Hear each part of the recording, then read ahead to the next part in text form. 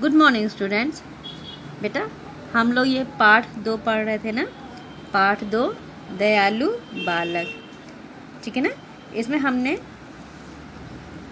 थोड़ी सी तो पढ़ ली थी। देखिए हमने क्या क्या पढ़ा था इसमें कहानी में कि सुबह का समय था और राजकुमार सिद्धार्थ अपने महल के बगीचे में टहल रहे थे और बगीचे का तो जो वातावरण था, जो फूल वहाँ के थे बहुत ही सुंदर थे। और जब वे टहल रहे थे बगीचे में तो चिड़ियाँ जो हैं पेड़ों में बैठी चहचहा रही थी, लेकिन अचानक उन्होंने चहचहाना बंद कर दिया और वे अपनी भाषा में ज़ोर ज़ोर से चीखने चिल्लाने लगी थी। राजकुमार सिद्धार्थ ने उनकी आवाज़ सुनी, लेकिन वे समझ नहीं पाए कि ऐसा अचानक क्यों हो गया। अभी तक वे सब ठीक थी, अचानक इन्होंने चीखना क्यों शुरू कर दिया। तो उसी समय एक राजकुमार के पैरों के पास एक हंस आकर गिरा। उस हंस को एक तीर लगा हुआ था और हंस तीर लगने की वजह से दर्द के मारे तड़प रहा था। तब सिद्धार्थ ने उसे गोदी में उठा लिया और बड़े प्यार से उसके पंखों पे हाथ फेरा और धीरे से उसकी तीर निकाल दी। और उसके बाद उन्होंने क्या किया था बेटा, उसके बाद उन्होंने उनके घाव धोए थे हंस के और उस पर मरहम पट्टी यानी दवाई लगाई। और इतने में क्या हुआ, उनका चचेरा भाई देवदत्त दौड़ता वहाँ आया था और उसने क्या कहा था, उसने ये कहा था कि यह हंस मुझे दे दो, यह मेरा शिकार है, मैंने इसे तीर मार कर गिराया है, ठीक है ना। उसके बाद क्या होता है, सिद्धार्थ ने जवाब दिया था ना, जब उसने कहा देवदत्त ने कि यह हंस मेरा है, मैंने इसे तीर मार कर गिराया है, तो सिद्धार्थ ने कहा था ना कि नहीं ये मेरा हंस है, मैंने इसकी जान बचाई है, इस पर मेरा अधिकार है। सिद्धार्थ वह हंस उसको देवदत्त को नहीं दे रहा था। तो क्या हुआ, फिर दोनों में झगड़ा हो गया था, बहस हो गई थी और दोनों अपनी अपनी जिद पर अड़े थे। दोनों एक दूसरे को कह रहे थे कि यह हंस मेरा है, ये हंस मेरा है। तो जब उन लोगों में झगड़ा ज़्यादा बढ़ गया, जब कुछ निर्णय नहीं हो पाया, तो उन्होंने ये फैसला किया कि चले हम राजा के पास राजा के दरबार में जाएंगे और इसका फैसला करवाएंगे।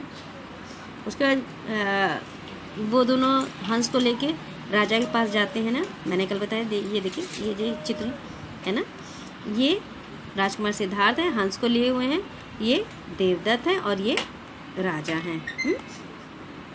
और ये उनका दरबार लगा है। तो ये दोनों हंस को लेकर दरबार में जाते हैं और क्या कहते हैं, दरबार में पहुंचकर देवदत्त ने राजा से शिकायत की कि सिद्धार्थ मेरा हंस नहीं दे रहा है, मैंने इसका शिकार किया ना। देवदत्त ने कहा कि मैंने उसे मारा है, लेकिन अब सिद्धार्थ ने उसे ले लिया और वो मुझे नहीं दे रहा है। तो सिद्धार्थ क्या कहते हैं, नहीं यह हंस मेरा है, मैंने इसके प्राण बचाए हैं। इसके बाद क्या होता है, दोनों वही राजा के सामने ही फिर से विवाद करने लग जाते हैं।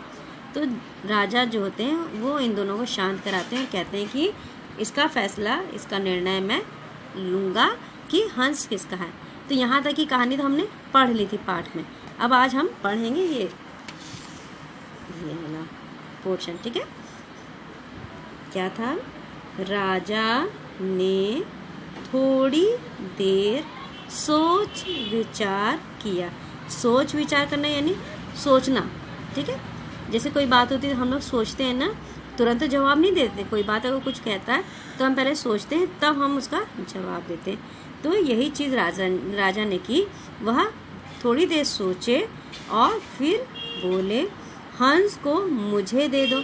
उन्होंने क्या कहा कि यह हंस, जो कि सिद्धार्थ अपनी गोदी में लेके खड़े थे, उन्होंने कहा कि यह हंस मुझे दे दो, मैं हंस को नीचे छोड़ दूंगा। राजा ने कहा कि यह हंस मुझे दे दो और इस हंस को लेकर मैं ज़मीन पर छोड़ दूंगा। नीचे छोड़ दूंगा मतलब ज़मीन पर खड़ा कर दूंगा, जिसकी ओर हंस जाएगा उसी का होगा। अब राजा ने क्या कहा, राजा ने कहा कि हंस को मैं ज़मीन पर छोड़ दूंगा और हंस जिसकी ओर खुद चल कर जाएगा, हंस उसी का होगा, ठीक है। राजा ने यहाँ बहुत ही ज़्यादा समझदारी दिखाई थी।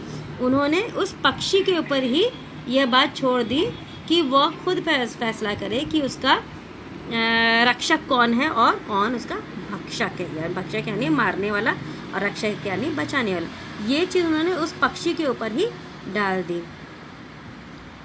दोनों ने राजा की बात का समर्थन किया। समर्थन करना यानी स्वीकार कर लेना, बात को मान जाना। उन दोनों ने राजा की बात मान ली। उन दोनों को ये बात सही लगी कि हंस को नीचे छोड़ दिया जाएगा और हंस जिसकी ओर जाएगा उसी का होगा। तो ये बात दोनों को ठीक लगी और दोनों ने इस बात को मान लिया।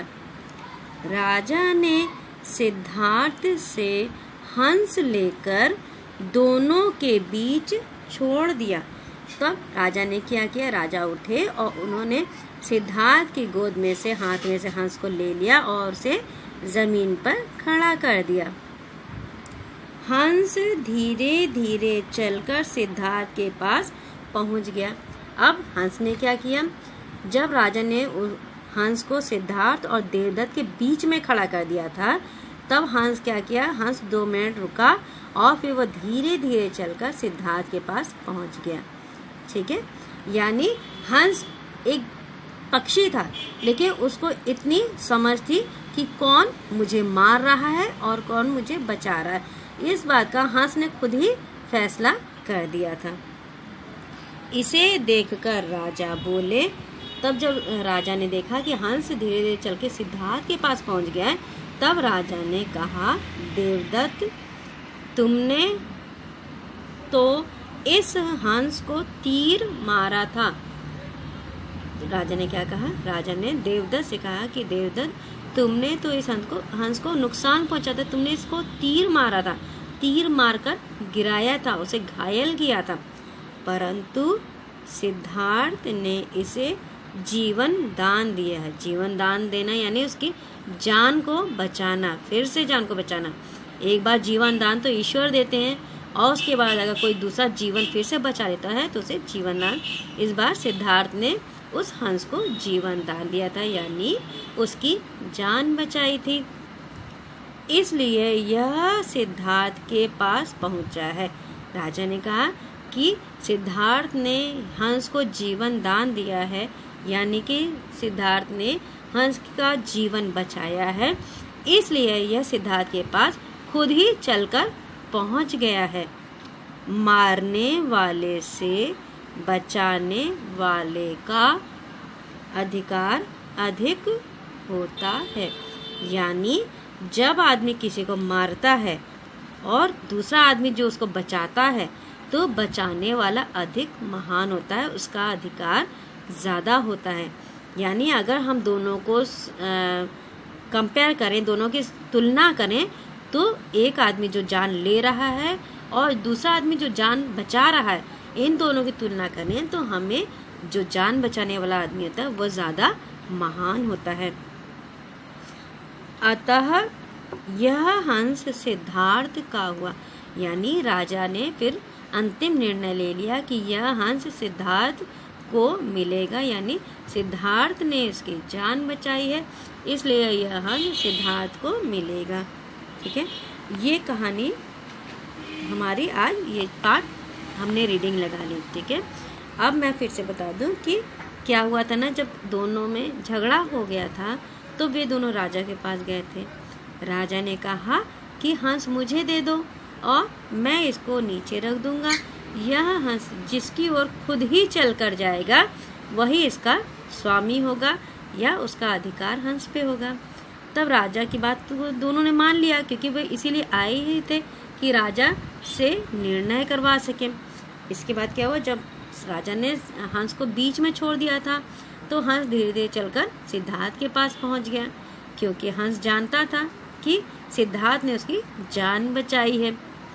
तो जब हंस चला गया सिद्धार्थ के पास तो राजा ने यह सब देखा और उन्होंने देवदत्त को, जो हंस वो सिद्धार्थ के जो चचेरा भाई था देवदत्त, उससे इन्होंने कहा, राजा ने, कि तुमने तो हंस को मारा था, तुमने हंस को नुकसान पहुंचाया था, चोट पहुंचाई थी, लेकिन सिद्धार्थ ने तो इसकी जान बचाई है, इसलिए यह हंस सिद्धार्थ का ही होगा, ये हंस तुम्हारा नहीं होगा। और मारने वाले से बचाने वाले का अधिकार अधिक होता है। ठीक है, और यह हंस सिद्धार्थ का, ये निर्णय राजा ने लिया। तो बेटा इस पाठ से हमें साफ बात समझ में आती है ये कि मारने वाले से बचाने वाले का अधिकार अधिक होता है। ठीक है, अब मैं आपको होमवर्क बता रही हूँ। बेटा देखिए ये होमवर्क है, ये कठिन शब्द हमारे लिखे हैं ना, ये कठिन शब्द आप कॉपी में लिखेंगे, लिटरेचर कॉपी में। ठीक है, ऊपर डालेंगे ये पाठ 2 दयालु बालक, और उसके बाद लिखेंगे कठिन शब्द। इसके बाद ये जो वर्ड्स है ना, देखिए क्या क्या है, प्रकृति, रमणीय, अधिकार, विवाद, निर्णय, विचार, जीवनदान, ग्रस्त। ये जो वर्ड्स हैं ये कठिन शब्द हैं। इसको आप फेयर कॉपी में डेट और CW और पाठ के नाम के साथ ये होमवर्क में करेंगे। ये रिटन वर्क है। ठीक है, ये आपको लिखना है कॉपी में। ठीक है बेटा, थैंक यू।